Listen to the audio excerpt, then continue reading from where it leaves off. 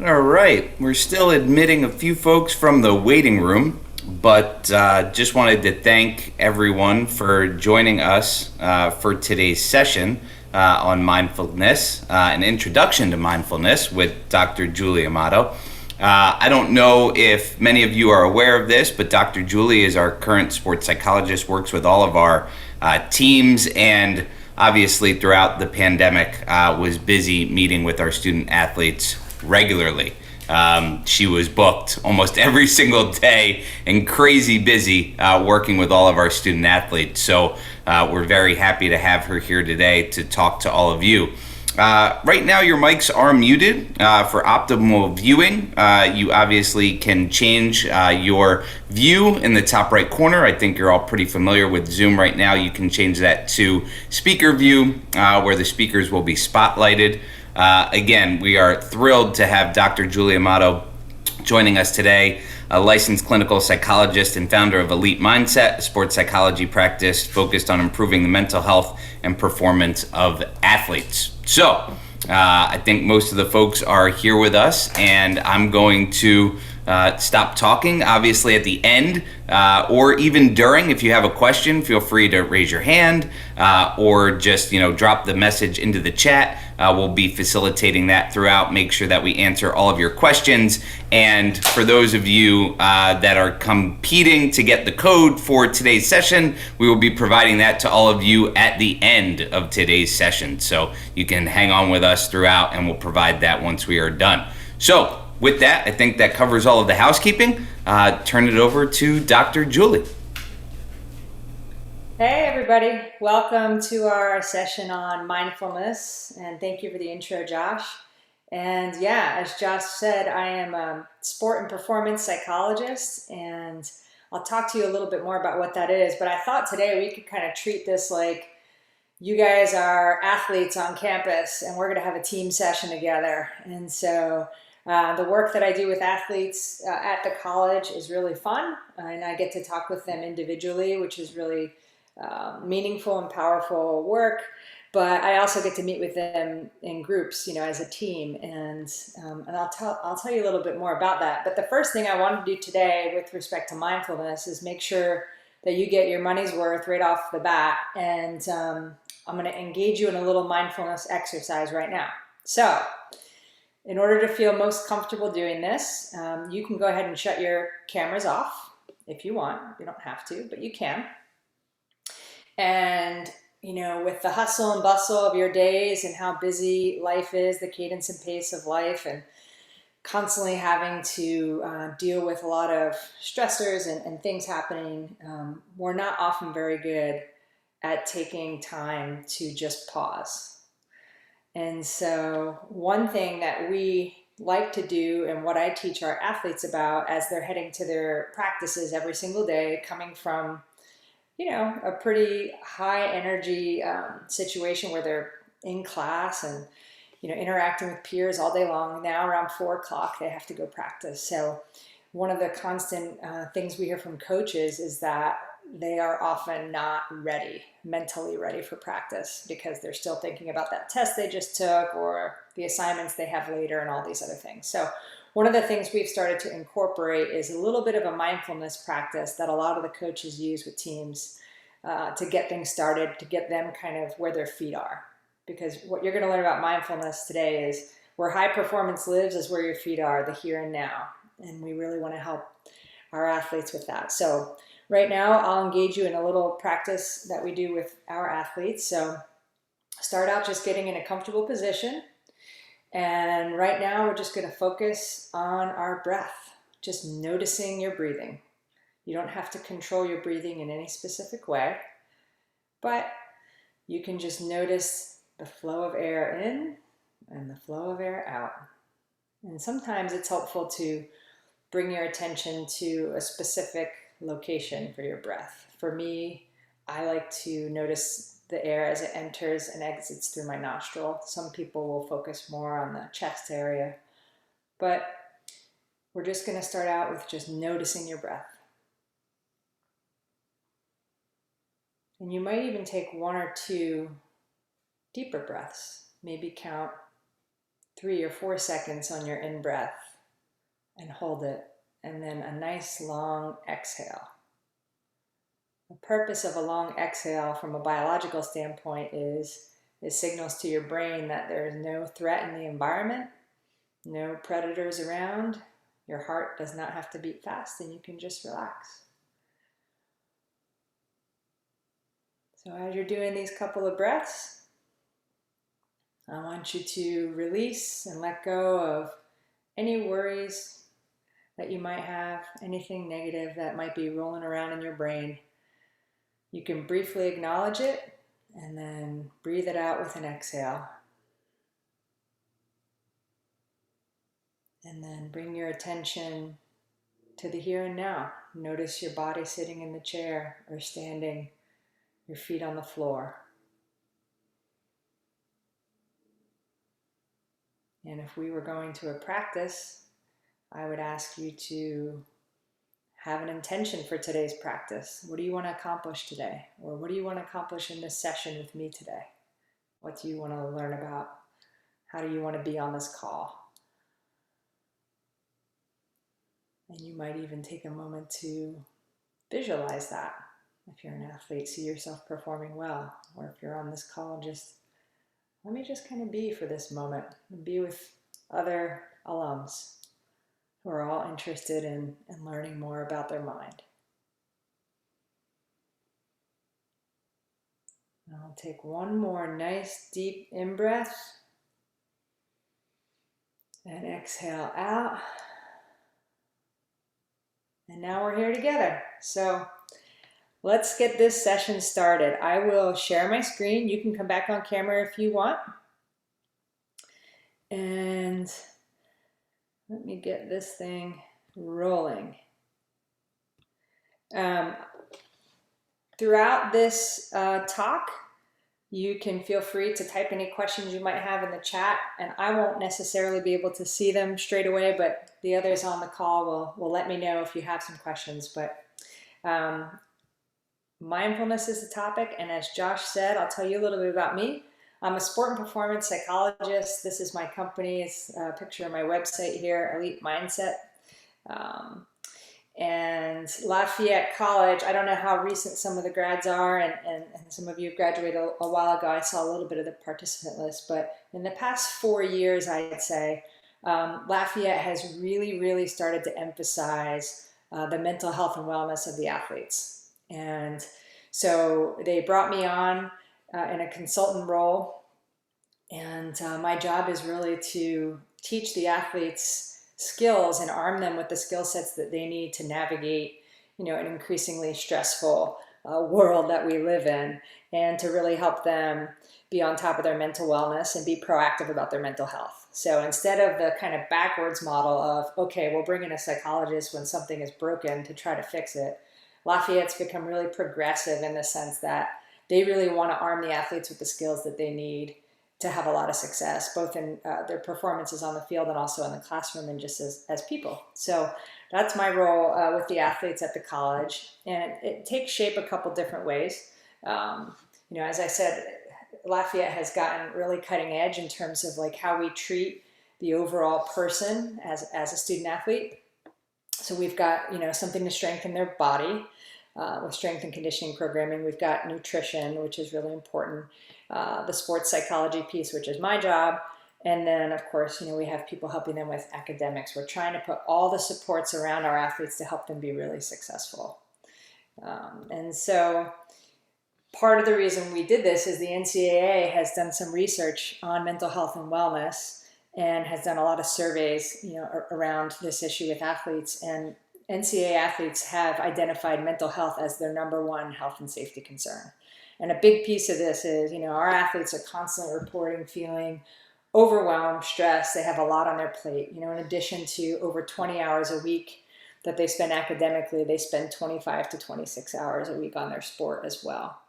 And so a huge challenge is trying to help them learn to be more present and mindful, because the mind's natural state is to wander here and there and everywhere. We were talking before this started about multitasking, which is probably the antithesis of mindfulness. Technically, your mind can only do one thing at a time. So if you're dividing your attention, attention is like the hottest commodity we have right now, and there are so many things trying to steal it away. So if you're dividing your attention and multitasking, it's really hard to do one thing really well. And as you can imagine, as a student athlete at this level, we really want our athletes to get good at being present for the one thing, not worrying about what people are thinking about them, what the coach is thinking, what their parents are thinking, about that mistake they just made. We have to have our athletes be very resilient. And that's not just true of sport. Obviously, that's true in life too. For me to be the best parent I can be, I need to be present and not on my phone or engaged elsewhere with my mind. So this is why we're teaching mindfulness skills to our student athletes at Lafayette. As Josh mentioned, my training is actually as a clinical psychologist, a licensed clinical psychologist, but I just choose to work within the field of sports and athletics. So in addition to being on the proactive side, teaching athletes about life skills like mindfulness, we also deal with mental health issues. And I like to think of mental health and mental wellness on a spectrum, and if we're fortunate and we don't have a huge history of mental illness in the family, and we have a lot of skills that we've learned over time to navigate adversity and challenges, you might spend a lot of your time on the green end of the spectrum where you're doing pretty well, you're functioning well. But for most of us, we don't get through life really without having some kind of trauma or issue. And, I don't mean trauma necessarily like you fought in the war, it would be kind of big T trauma, but even little t trauma, things that have happened in life. And sometimes we might find ourselves having some distress and things that we have to deal with. So the spectrum, you can be at different points on the spectrum throughout your life or for different periods of time. And, part of what we're really trying to accomplish here at the college is to get our student athletes and our coaches and everybody in our department in the green as much as possible, and then able to deal with the little bumps as they come. Okay. So this is just kind of a little context, just a little glimpse of the stuff that we do with respect to mindfulness training and trying to teach athletes all different kinds of mental skills. The picture on the top left is this year's men's lacrosse team. After one practice, we did some progressive muscle relaxation, and I'll talk to you a little bit about what that is. But that is one more formal practice of being mindful. So it's paying attention in a particular way to your body, bringing your mind and body together, noticing when your body is tense, like I might ask them to clench their fists for a couple seconds and then let it go and notice what that feels like to be relaxed. And I'll scan through their entire body that way and have them engage in that for sort of rest and recovery purposes. On the top right is a picture pre-COVID where I would come in during new student orientation for our athletes and start to teach them about the importance of their mental health and wellness and best practices and habits for high-performing athletes, so we can get them, hitting the ground running and understanding some of the challenges that they might face and also how they can handle that. On the bottom left here is an example of another team session. So this is downtown Easton, a walk and talk with a volleyball team one year. We just all took a nice walk out together in nature to practice being mindful, noticing things on your walk, and then journaling and reflecting with some questions about how they want the team culture to look. What should the season be like? Taking time to really be thoughtful about that and then sharing that with each other. And on the bottom right here, I recently started a podcast talking about mindset of high-performing athletes, and the most recent episode has a very recent grad who just graduated last week, Natalie Kakowski from the women's basketball team, who was our first ever athlete to be drafted into the WNBA. And so, we're trying to really provide different opportunities to learn about mental health and wellness, for our athletes here at the college. So you signed up for this one because you wanted to learn a little about mindfulness. So I will talk to you some about that. It's a buzzword. It's a term that I think is thrown around a lot, and it's hard to know exactly what people are talking about when they say mindfulness. But a definition I like from John Kabat-Zinn, he's a psychologist who founded a mindfulness center kind of up in the Boston area, and he's known for stress-based reduction therapy. He talks about mindfulness as paying attention in a particular way on purpose in the present moment, non-judgmentally, as if your life depended on it. So the thing, and one of the biggest challenges, I think, in getting folks to be very present, sometimes they can get there, but the non-judgmentally part is what some of our student athletes really struggle with, because what's worked for them in the past is being very self-critical at times and perfectionistic in a way has kind of elevated them because they push hard, they're never settled, they're never satisfied. And once you get to the collegiate level, that can start to undermine performance a little bit. When you get too critical in your mind and you judge yourself too harshly, then confidence starts to go down, and it becomes really difficult to stay engaged in the present moment because you're listening to different narratives in your mind. You're worrying about worst case scenarios. You're focusing too much on past mistakes. And we want our athletes to very quickly let go of any kind of narrative that is unhelpful and be able to focus on what they're doing. And that's true for all of us. You know, if we can really master that skill of noticing our thoughts without becoming consumed by our thoughts and not judging ourselves for having thoughts, then we should be able to really be fully present and bring our best to what we're doing. So mindfulness is being present and fully engaged in whatever you're doing in the moment, free from distraction or judgment, aware of thoughts and feelings without getting caught up in them. How much of your day do you spend that way? It's difficult, but it is a skill, and it's a skill that you can train and learn over time. So with that, here's how I try to hook them. It's like, okay, psychology mumbo jumbo, but the way to get the attention of a college student athlete is to say, well, LeBron James does it, and so does Kobe Bryant and Michael Jordan and all these other folks. This has become a very popular practice in professional sports, in large corporations. More and more big Fortune 500 companies are bringing in organizational psychologists and folks like me to teach their people about being mindful and about being proactive about their mental wellness.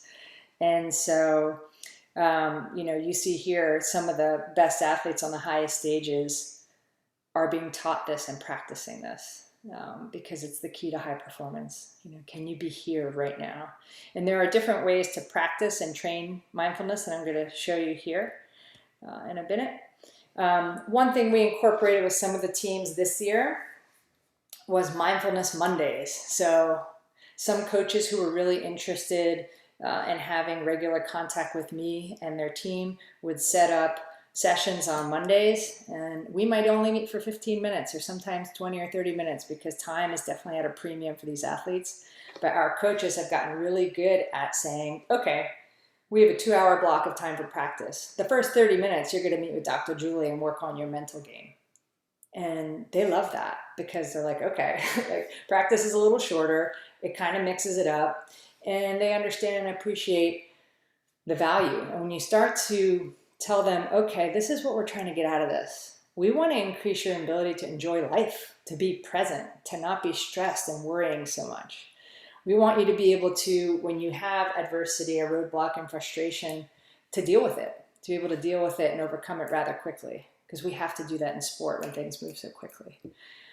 A lot of athletes will talk about how it's really hard for them to focus. Okay, well, let's work on that, because if we can build up certain areas of your brain that you can learn to minimize and let go of distractions and keep your attention on what you need to keep it on, you're going to perform a lot better. We know too from the National College Health Assessment Survey that, and this is true for adults in the world too, not just college students, every year the rates of anxiety and depression are getting higher and higher. We're at about 66% now of college students, this isn't just athletes, who say that they've had overwhelming anxiety in the past 12 months when they're asked about that. That's high. We're talking 2/3 of any one of our given team rosters. And so can we find ways that science tell us that decreases your stress, anxiety, helps your mood, right? We want to teach our athletes to be compassionate, accepting, and patient individuals. And the biggest struggle is being compassionate with themselves. As I said, they tend to be hard on themselves. So if we can be compassionate, not judge, ourselves for having certain things happen, we can move through stuff rather quickly and not get too caught up in what I like to call the second arrow. The first arrow is you just turn the ball over. The second arrow is now you're beating yourself up over the fact that you turned the ball over and now you can't be helpful to anyone on your team. Okay, so these are the things that you try to tell them, okay, if you start to do this and practice this, you're going to get better at these skills. Mindfulness and meditation are two terms that you often hear together. Okay, meditation is really, I would describe it as one way of practicing how to be more mindful. Okay, so it would be hard for me. There are some people who really latch on, maybe a third. I love this. I love this idea of meditation. And it's like, teach me that, and I want to do that, and I want to sit, and I just want to be still. But a lot of our athletes don't really want to sit and be still all the time. So I have to really sell it in short chunks too. I might even say, hey, 60 seconds. You can spare 60 seconds of not scrolling through Instagram and just pause and be still and reflect and focus on your breath. Okay, so we start that way, and then they might do more and more and more. But what we're trying to really do is, the skill is honestly noticing your thoughts or noticing your feelings, just noticing it, not saying that they have to mean something significant, not going down a certain path, noticing it, observing it, being that observer, and just kind of understanding it and letting it go and not getting too consumed. So meditation is a way to practice that. I have to move this here. How does mindfulness meditation actually work? Let's talk about the science. Okay, so we have smart kids. They want to know, they don't just want to know, hey, so you said do this, I'll do it. Unfortunately, not everyone's like that. They really want the explanation and the why. If they're gonna stop scrolling on their news feed or do something else that they have to sacrifice their time, why the heck am I doing this? And how does this work? So there's a lot of research, and I just pulled a couple things out here, but this is kind of compelling to me. So imagine that you all start doing some mindfulness meditation. Let's say you do 10 minutes a day, 8 to 10 minutes a day. There's no dosage or prescription, by the way, but some of our research suggests pretty cool things start happening after about 8 to 10 minutes a day. And you did that for 8 weeks. There's actually imaging studies that would show changes in your brain. That to me, I mean, that is how does that work, right? So the gray matter of your brain, now this is the area responsible for regulating emotion, planning, problem solving, and the areas responsible for learning and memory, those areas increase with regular meditation practice.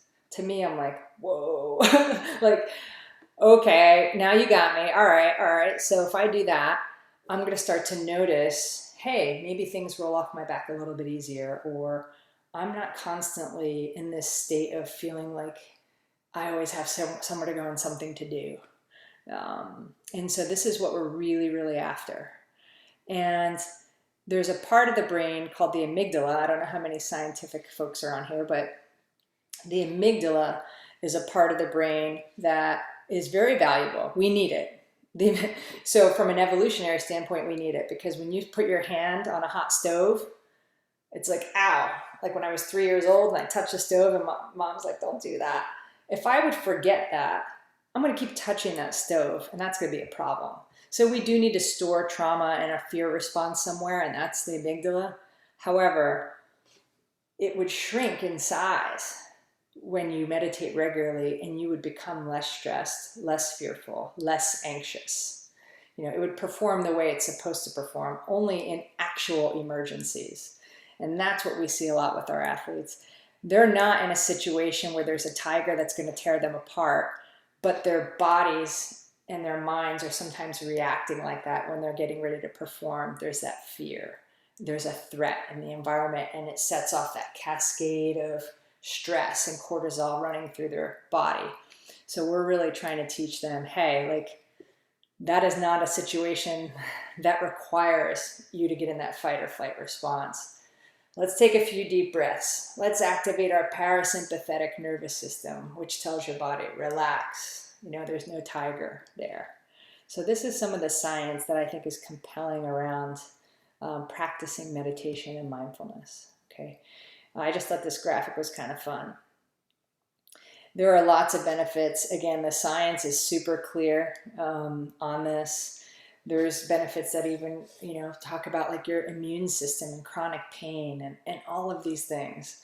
And it's a big reason why apps like Calm and Headspace, I showed a graphic on the slide before here with, that's a Headspace graphic. They've partnered with the NBA to provide content. And I tell our student athletes about this all the time. A Headspace membership for a student is $9.99 a year. So it's pretty cheap. They make it very accessible, and a lot of our students do it. I had a student athlete reach out to me. We had been doing sessions for a while and said he made it up to 66 hours of meditation through Headspace. He was doing 10 to 20 minutes a day. And his performance on the field just totally took off. This was actually a student athlete from Princeton. I have the same role at Princeton as I do at Lafayette. This young man was just drafted as a professional athlete and spent a ton of time just really working on regulating, his breathing and just noticing his thoughts. And he was the kind of kid who, would be really hard on himself all the time and wonder what people were thinking of him. And so this really, really helped him to get to a place where when he was performing and he wasn't worrying about other things. So I've had a lot of good results here with athletes on this. There are different ways if you want to get more mindful and enjoy some of these benefits. There are different ways you can do this. Again, not everyone is sold on the idea of meditation and spending time being still. It's powerful. The research and the neuroscience is powerful. So if you feel like you could give that a go, I would strongly suggest doing it.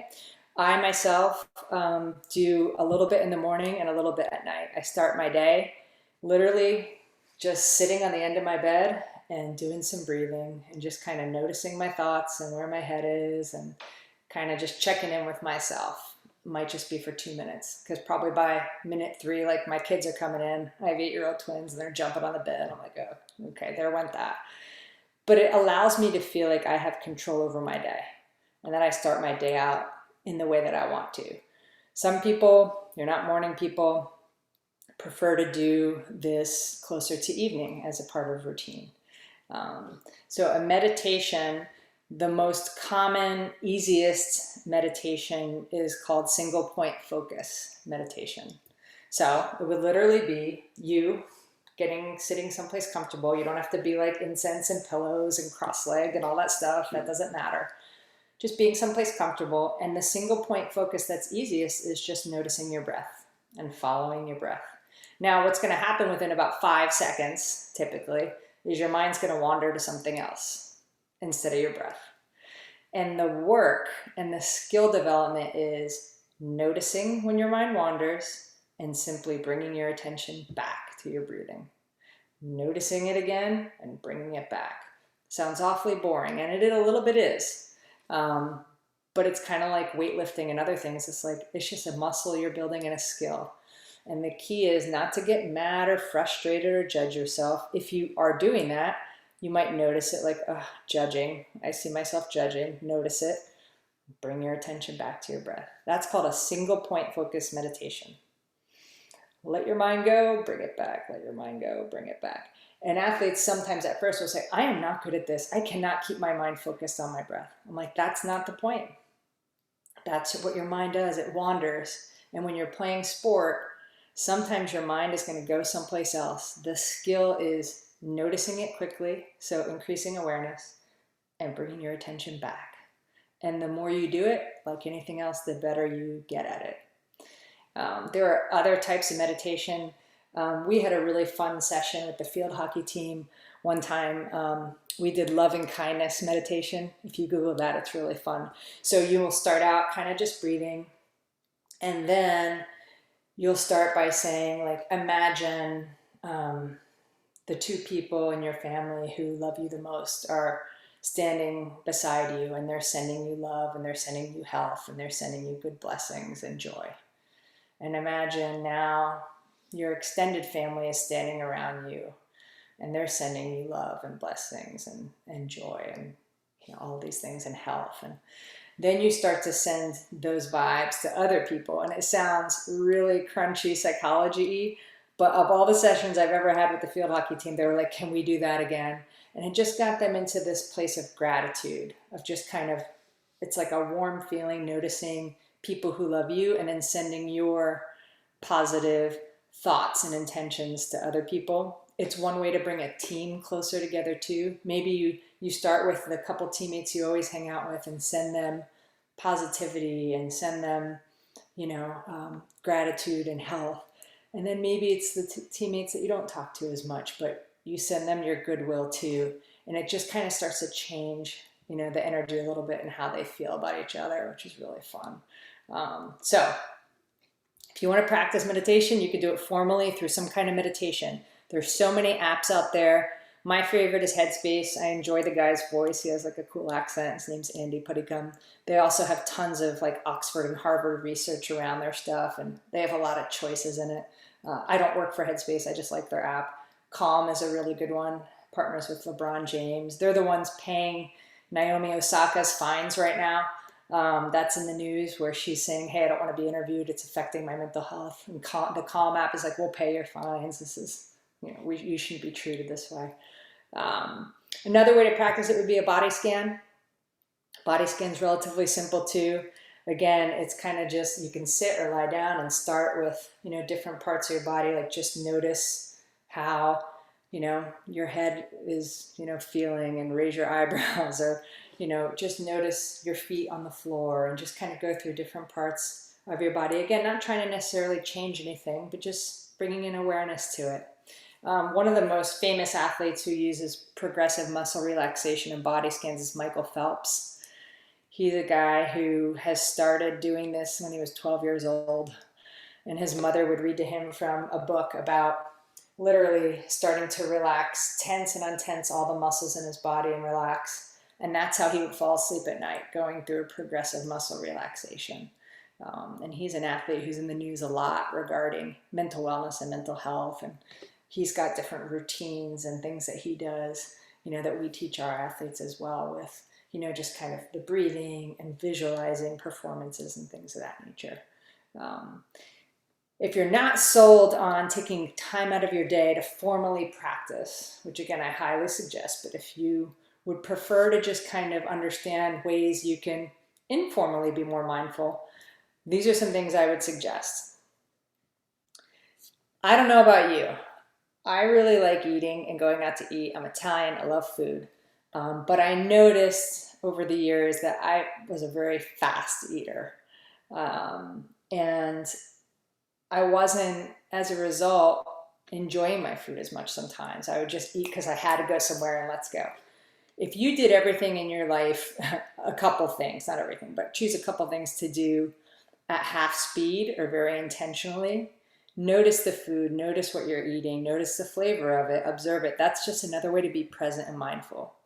Not be watching TV or doing other things while you eat. When you eat, just eat. Sometimes when you're walking, just be walking. Just walk outside and notice the color of the sky, or, how the air feels, or the leaves on the tree. These are all ways to practice being here and now mindful. When you're in a conversation with someone, just be listening. It's like a very difficult skill to master, but oftentimes when we're speaking with another person, we're trying to think of the next thing we want to say instead of truly actually absorbing and listening. Another technique, some psychologists refer to this as grounding. But when you notice maybe you're particularly anxious or your mind's going all different places, come back to your senses is a phrase that we use in our profession. So maybe, notice something you see, something you hear, something you can touch. I'll say to athletes, like, you're standing on the sideline, take a sip of Gatorade and like notice the flavor of that. Just kind of bringing yourself, anchoring yourself, to the ground. That's what a grounding technique is. Trying to get your mind to just be kind of more engaged and present. I think one activity that's really easy to be mindful is showering. Just notice the water, the temperature, how it feels on your body. It could be a really good time to just kind of re-engage. Brushing your teeth. Brush your teeth half speed. I try to tell my kids to do that just so they'll do a better job. But even just, again, like, you don't have to get the pillow out and meditate. You can just see the brush strokes, just little things to kind of increase the amount of time in your day that you're being really engaged and focused in what you're doing. Because when it matters the most and you want to call upon that skill to be focused and engaged, you'll have had a lot of practice and foundation. So again, just one suggestion would be to do some things half speed. The practice of yoga is obviously really big now, but it's another type of more informal mindfulness practice. Because when you're doing yoga, man, I don't know, unless you're like uber flexible, like you have to be noticing parts of your body that it's like, oh, I do yoga and it's like, I'm a former athlete. I played basketball in college and I'm not the most flexible, but when I do yoga, there is a calm, a noticing mind-body connection kind of thing that goes on that I think could be really healthy. And the last piece I'll just say that we have lots of research around is just gratitude. And, again, another thing we really try to emphasize and highlight and teach is like when you're getting worried about getting a bad grade or other things that are going on in life, oh, I have to wear a mask. Or it's like, oh, well, you get to wear a mask because some countries, they don't have any masks. It's a little bit of that with athletes sometimes too. Just say like, hey, you get to compete in sports this year at Lafayette. The Princeton kids, they didn't get to have those seasons. So again, really trying to get to a place where you notice the things that you are grateful for. And so we have our athletes do things like write letters to people that have impacted their lives. Just trying to really stay locked in and engaged on the things that matter a lot. This is a picture of the University of California, Berkeley women's basketball team, who I've also worked with. And we're doing some progressive muscle relaxation. You probably can't tell from the picture, but we did that for 20 minutes to some very calm music. And then when it was done, I said, okay, take your time. And when you're ready, you guys can get up, start to move and get up. Well, another 20 minutes passed and nobody moved. They stayed in that position. I think some of them fell asleep. But it was a real light bulb moment for me that our student athletes are moving at such a fast pace that they're not often afforded the opportunity to just be still. And so if you can do that and treat yourself to that a little bit in your life, a few minutes here and there, I think you've probably earned it. And I think you would start to notice things don't feel as hectic. Yep, there's the pose, the mindfulness meditation pose. But I use it to say it doesn't have to always be kind of like that. It can be, but it can just be the way you want it to be. And for me, again, sitting on the edge of the bed is just fine. But I hope that you learned something from this. And I guess right now I'll just take a pause and see, what questions, if anything, folks might have, or feedback for me, or questions about the work I do or my. So there was one question that was dropped into the chat that I'll just ask right now, and then again, if folks want to come off mute or come on camera to ask their questions, please feel free to do so. Sarah had just asked if you were able to do any courses with the rest of the campus. Obviously, you work with all of our student athletes, but she said that she knows students in general would certainly benefit from learning how to be aware of mental health, being mindful of anxiety, breathing techniques to reduce stress, etc. So Have you done anything just with the general campus community as of yet, or is that something maybe that's coming in the future? I haven't, but we have a pretty robust counseling center, and they do outreach like this as well. And I know the director of the counseling center, Melissa Garrison, who's in charge over there, and I know they do all kinds of different programming and groups for all students, not just the athletes, available to whoever would want to do that. Um, and so, yeah, I haven't had as much interaction because I've got my hands totally full with the athletes. I think we have 500 something, Josh. Yeah, we have, again, as I said at the beginning, we have 500 plus student athletes, all of whom utilize the services of one individual in Dr. Julie. So we would love to be able to have a team around her based on the importance of mental health, especially at the pro level and in the college ranks nowadays. Again, when we were on campus, she was up on the third floor in a makeshift office meeting with people every single day, and I would walk by and see all of those student athletes just lined up waiting for her time. So it definitely is important, and she's got her hands full for sure with all of our student athletes right now. Yeah, for sure. I think I saw this year 20%, 20 or 25% of our student athlete population for one-on-one counseling, which is good in the sense nationally it's at about 10% of student athletes nationally seek out mental health counseling. But that's just me. I mean, I don't know how many also went to the counseling center. Um, but I think it's an easier sell for them because it's around sports psychology, wellness, and some of them come just for performance, not because anything is yeah, I'm Any looking here at some of the stuff. Oh yeah, so try it. So the one other kind of plug I want to give is for Dan Harris. He's got a cool kind of podcast. I think he called it 10% Happier. He's got a book. He was a news anchor who essentially was having panic attacks before going on, and people had told him for years to meditate and tried. And he was like, whatever, I'm not into. He calls it like meditation for skeptics. So he's a really highly entertaining, funny personality, podcast, and he's got a book that kind of says you can't really argue yourself out of a minute. Like, there is positive change. Do I have anything special I use with student athletes that have been injured? Yeah, it's definitely in a top 5 issue, I think, in terms of anxiety is definitely number 1 that I see. Anxiety and performance anxiety. Dealing with injury, there's a whole psychological component to that.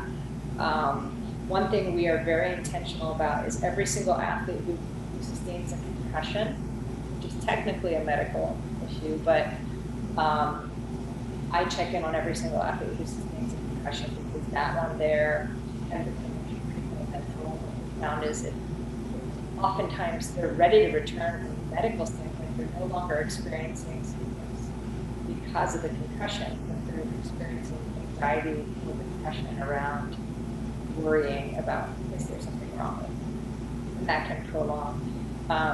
So some of the things we do with the injured athletes, I just explain the psychology of injury to them and how the injured athlete is like a drug addict without their drug. So they can't exercise and do the thing that gives them endorphins, neurotransmitters in their brain that are responsible for mood, right? Now all of a sudden you don't have that, your identity is you isolated. And there's the whole psychology of return to play. So we got to think about that and worrying about, am I going to be the way I was? Am I going to get re-injured?